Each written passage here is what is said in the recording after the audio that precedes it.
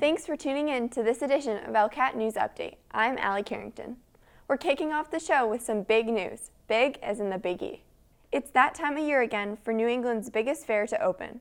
All ages are welcome to enjoy music, rides, vendors, food, drinks, and much, much more. This year, the Big E is going above and beyond with new additions, such as the Michelangelo exhibit, Camel Kingdom, and a live cooking show, to name a few.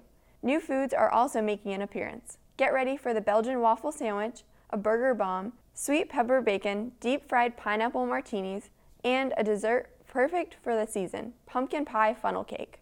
Opening day is September 15th and will run till October 1st. Check out the Big E app for all the latest updates or head over to bige.com.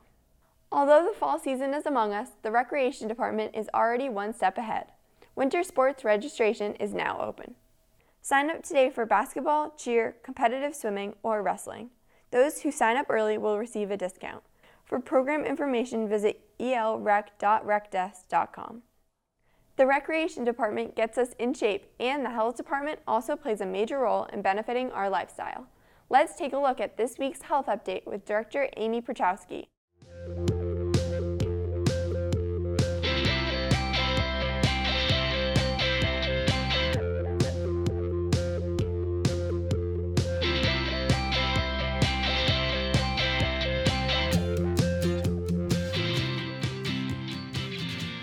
So this year we'll be doing the flu clinic at the first week of October, and the reason that we're doing that is because the flu vaccine actually takes a little while to become effective while the vaccine is building up the antibodies in your system.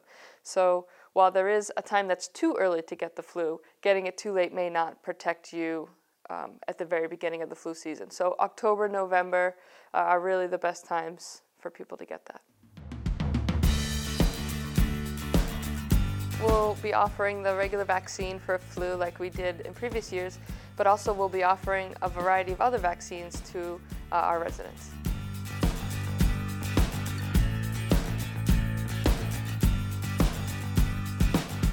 If you have an insurance card, you'll present that at the time.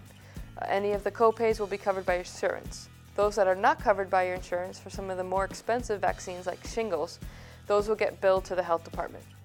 This will really help our uninsured residents. So if you don't have any insurance card, you can come and they'll charge it to the health department. And if you are underinsured, so your insurance will only cover $50 of a $250 vaccine, we'll cover the rest.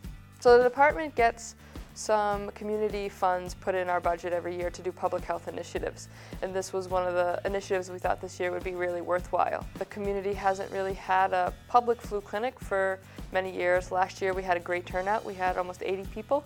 And this year we're hoping that we can bring out more and be able to vaccinate some of our most vulnerable populations, which is seniors and uninsured. So the benefits of getting the vaccines are, these are treating for a lot of communicable diseases. The more that we can vaccinate our residents, the less opportunity there is for these viruses or bacteria to spread through our community. So some common myths that people have specifically about the flu shot is if I get the flu shot, I'm going to get the flu. But science has shown it's very clear that this actually builds up the antibodies in your system, which then protects you from getting the flu. Some people who get the vaccine will also get the flu, but it won't be as severe. I hope people come and take advantage of this service that we're able to offer.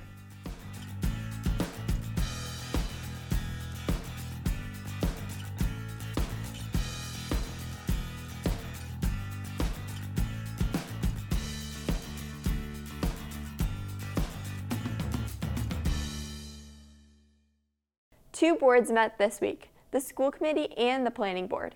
Here in the studio for our meeting recap is Elcat reporter Rebecca. Thanks, Allie. The September 5th school committee meeting began with a presentation from School Superintendent Gordon Smith addressing the start of the school year. Kindergarten enrollment is at an all-time high of 187 students. Between mid-June and the end of August, registration increased rapidly. The school committee even held a special meeting resulting in hiring of another kindergarten teacher, since class sizes would have maxed out the student limit. We're obviously looking at that very closely, and we will hopefully be able to start to see, is this something that is just a bubble that may go through, or is this the start of what in the facility study was predicted to be somewhat of a slow growth for about 2 to 3 years as the economy recovered? We're going to continue to monitor that, and as we start to get to budget time, look at not only birth rate, but what home sales may be, that type of thing, so that we can start making some, hopefully, very solid predictions. As a district, the total number of students in grades K through 12 increased this year by 12. Next, Assistant Superintendent of Schools Pamela Blair reports on the 2017-2018 school year grant programs. Right at the top, we have the federal grants. So special ed allocation, that pays for a portion of our early childhood liaison position. We have the special ed IDEA grant. That pays special ed out of district tuitions. Title IIA grant, thank you. That's really for quality professional development. Title I is, this grant supplements the budgets in our Title I schools.